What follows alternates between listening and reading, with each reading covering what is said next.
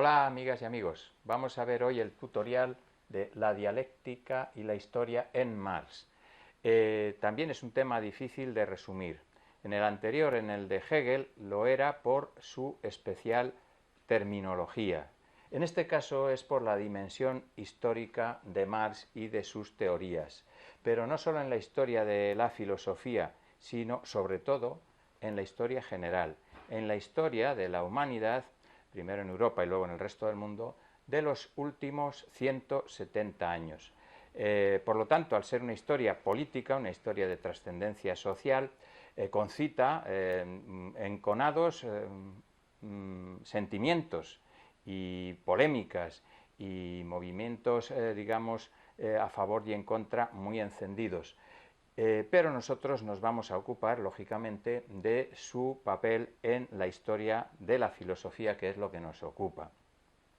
En primer lugar, vamos a ver que Marx tiene un concepto propio de la filosofía, que es un concepto crítico de la filosofía anterior y un concepto que él considera bastante novedoso.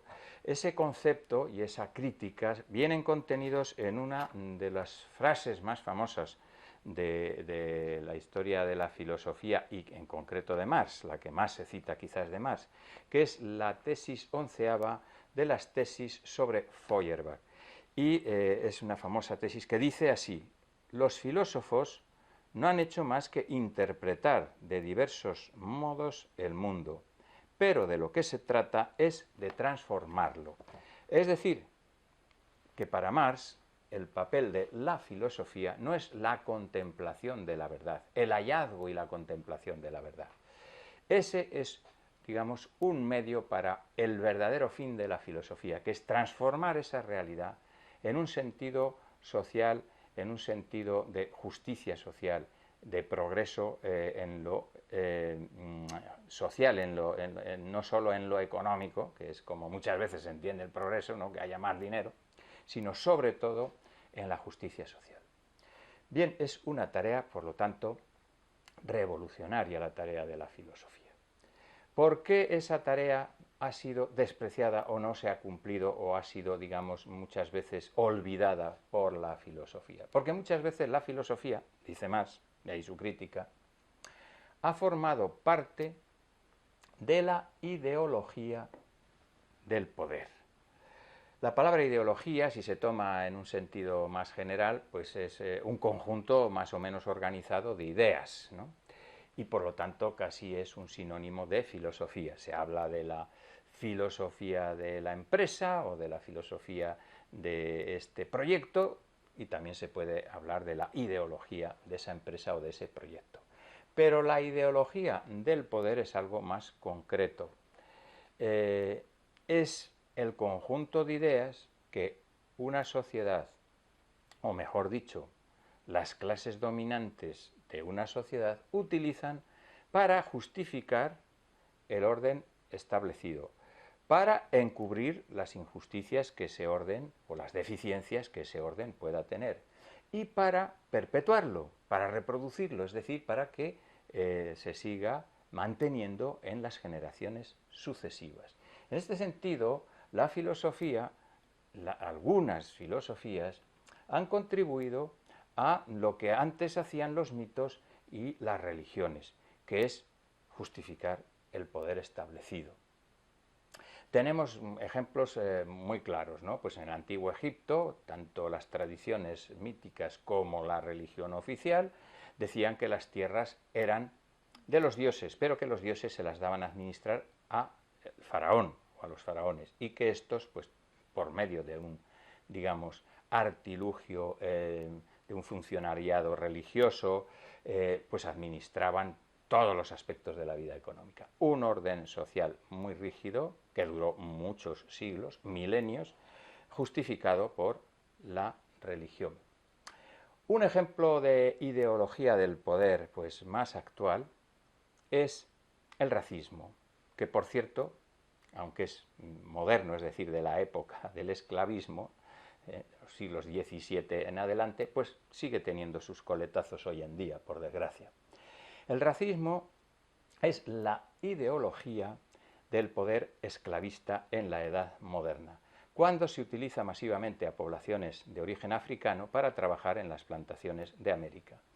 En ese sentido, se busca una ideología que es una ideología que a veces se justifica con motivos religiosos, otro con políticos, otro incluso se intentó justificar con motivos científicos, pseudocientíficos, y que básicamente dice, bueno, la gente esta que tenemos aquí trabajando para nosotros es lo único que realmente puede y debe hacer, ¿no? Porque se trata de una raza inferior.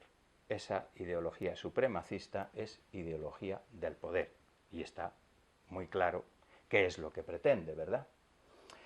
Bien, pero está la pregunta. ¿Cabe hacer una filosofía, o si queréis, una ideología, que en lugar de ser justificadora del poder, transforme realmente ese poder en beneficio de todos o de la mayoría? ¿Cabe hacer una filosofía transformadora como la que exige Marx? Pues bueno, claro que Marx dice que sí, claro. Si no, él no seguiría su trabajo, porque su interés, más que filosófico puramente, es político. Cabe hacer una filosofía, digamos, transformadora o revolucionaria, pero tiene que tener tres exigencias, según Marx. La primera, estar incardinada, estar sumergida en un proyecto real de transformación de la sociedad. Es decir, estar en la médula de una transformación política, de un interés político por transformar la sociedad. ¿Por qué? Porque solamente el que quiere transformar algo se interesa verdaderamente, objetivamente, en ver cómo funciona ese algo. Si uno quiere hacer una modificación en su moto, ¿no?, para que corra más, lo primero que tiene que hacer es estudiar muy bien cómo funciona esa moto, cómo funciona ese motor, ¿verdad? Y así lo puede llegar a transformar. Esa es la primera condición. La filosofía, por lo tanto, tiene esa primera exigencia, para ser una filosofía revolucionaria. Por eso hemos puesto ese colorcito ahí en la filosofía que propone Marx. La segunda característica que debe tener esta filosofía es que debe ser una filosofía apegada a lo material, es decir, a lo real. Lo real, material, que es para Marx, es la historia de la humanidad. Y la historia de la humanidad, la historia material de la humanidad, no la historia, digamos, espiritual, ideológica, poética. La historia real de la humanidad es la historia de las relaciones de la sociedad, del hombre organizado en sociedad, con la naturaleza. En esto Marx es un auténtico contemporáneo, y es de mediados del siglo XIX, porque no concibe la sociedad y la historia al margen de las relaciones con la naturaleza. Es imposible entender al ser humano sin entender la sociedad, y es imposible entender la sociedad y la cultura humana sin entender las relaciones que establece con el medio natural. Esto los economistas neoliberales creo que no lo tienen tan claro, y si lo tienen, no lo manifiestan. Bueno, por lo tanto, la segunda cuestión es hacer una filosofía materialista, realista, diría él, apegada a la realidad. Y la tercera es seguir un método que sea un método adecuado a las transformaciones sociales. Y en este sentido, Marx opina que el mejor método para describir las transformaciones sociales es el método dialéctico, que ya vimos en Hegel, pero dándole la vuelta, es decir, Hegel empezaba por el espíritu como la clave de todas las transformaciones. El espíritu y sus contradicciones o negaciones, o sus alienaciones, pues lo que hace es generar una dinámica que es como un Dios que se hace, un mundo en construcción, pero un mundo que en el fondo es un espíritu en desarrollo. Aquí lo que ve Marx es una historia en desarrollo, que es la historia del ser humano en la naturaleza. Y esa es una historia también dialéctica, pero partiendo de un hecho material o de un hecho real. Por eso tenemos otra condición. Tenemos que hacer una filosofía estrechamente ligada a la ciencia.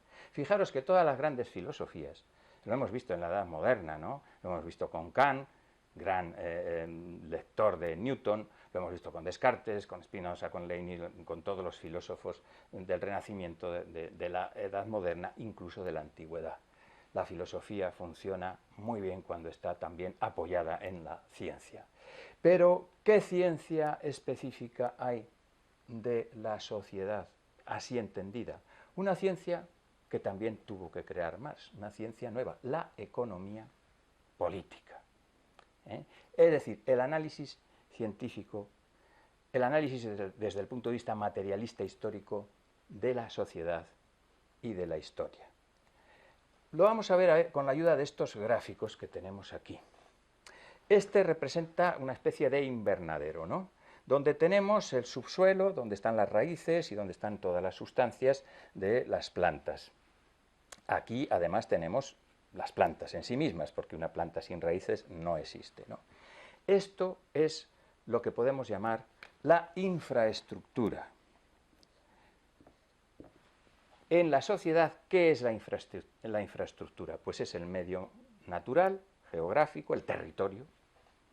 Es el conjunto de recursos que hay en ese territorio, incluidos el clima, el subsuelo, el agua, las tierras cultivables o no, y el número de habitantes que hay en esa naturaleza, en ese trozo de naturaleza, en ese medio ambiente, en ese hábitat, ¿no? La demografía. También es importante los instrumentos que el hombre utiliza para sacar lo que necesita de esa naturaleza, de ese medio natural, es decir, la tecnología, ¿no? Si es un cazador-recolector, si es un agricultor de regadío, si ha metido ya a la industria, etc. Esos son los aspectos básicos de toda sociedad, la infraestructura. Pero sobre esos aspectos tenemos una organización social bien visible, manifiesta en leyes, manifiesta en aparatos, digamos, legales, sobre todo, en mecanismos, que regulan, por ejemplo, el comercio, la propiedad y la política. Eso sería la estructura o organización de la sociedad. Aquí está representada por unos cables, ¿no?, que sujetan las plantas, ¿no?, y que, bueno, pues establecen, digamos, un orden entre ellas, ¿no? Estas plantitas sujetas, no sé si se verán los cablecitos estos, pues son muy finos para que no queden mal, porque lo que es bonito es la flor, ¿no? Entonces aquí está sujeta la planta a un sistema. Y luego tenemos unas flores preciosas, muy bonitas, ¿no? Unas flores que tienen una función específica, como me contaban a mí los curas, ¿no? ¿Para qué servían las flores, ¿no? Para reproducirse, esas metáforas que usaban, ¿no?, antiguamente. Pues efectivamente, las flores sirven para reproducir las plantas.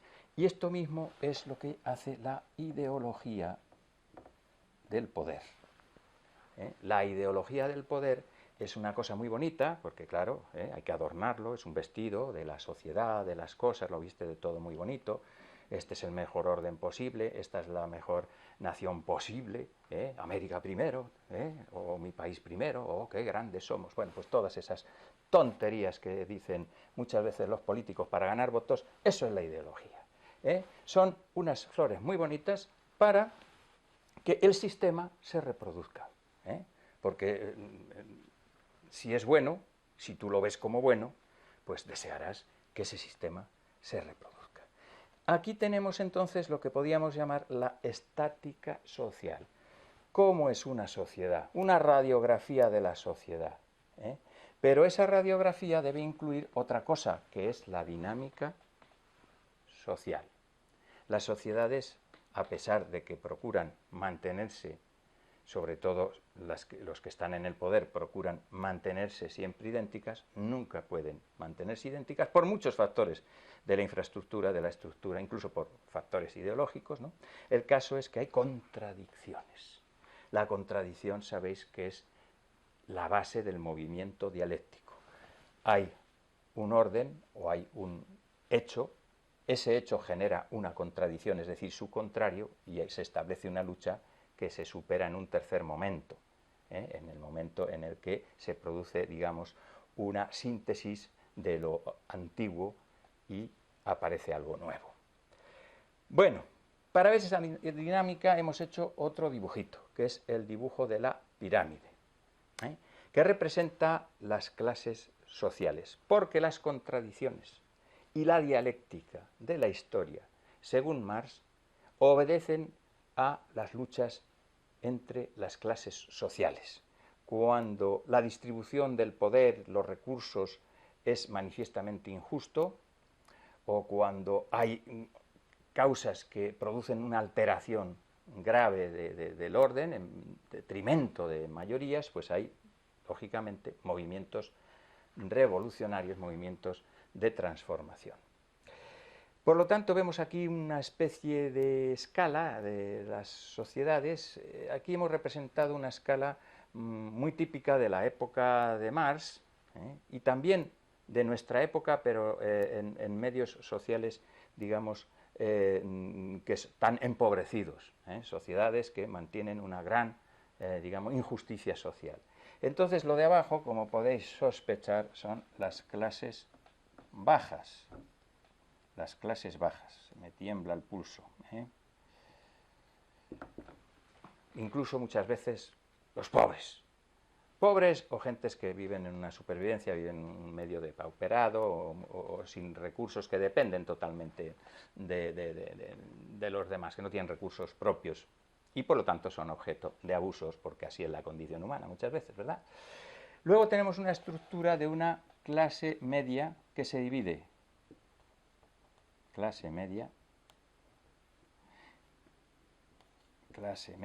que se divide en clase media baja y clase media alta.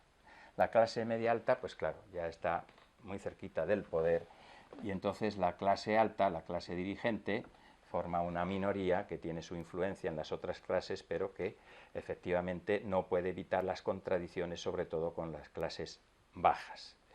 Y esto explicaría la dinámica social. Y esto explicaría los movimientos revolucionarios y los movimientos políticos de transformación de la sociedad. Hay que tener en cuenta que la sociedad que vivió Marx era parecida a esta en el sentido de que los proletarios, que era como entonces se llamaban, porque el único recurso que tenían era tener muchos hijos, vivían en unas condiciones bastante miserables y sufrían explotaciones bastante fuertes. Y las sociedades que hoy en día presentan esquemas de clases sociales parecidos a estos, donde hay unas clases bajas muy grandes y unas clases medias menores, pues son sociedades hoy en día también inestables. Otra cosa es lo que sucede a nivel del mundo. Efectivamente, en nuestro medio occidental este esquema no es el esquema que nos corresponde. Hay muchas más clases medias y mucha menos desigualdad. Está más repartido el asunto entre lo de arriba y lo de abajo.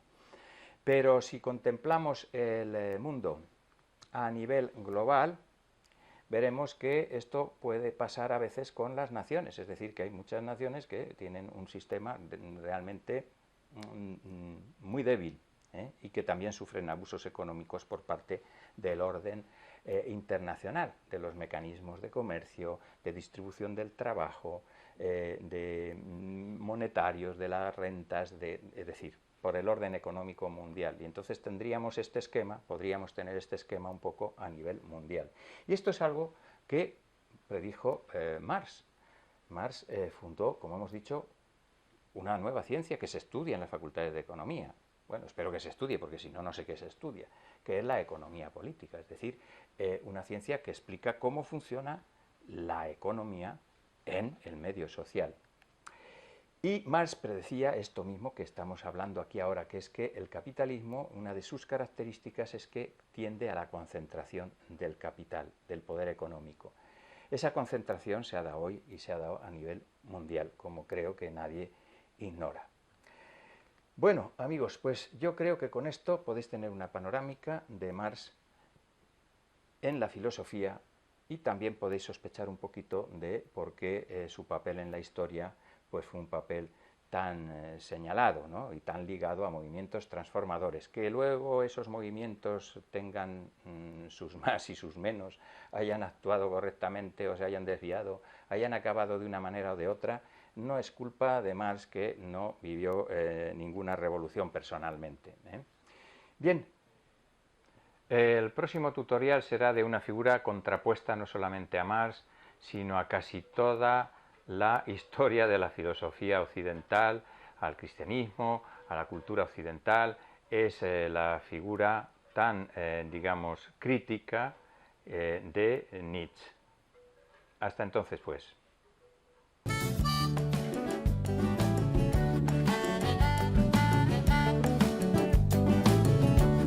When you meet a friend, that ain't nothing you can do.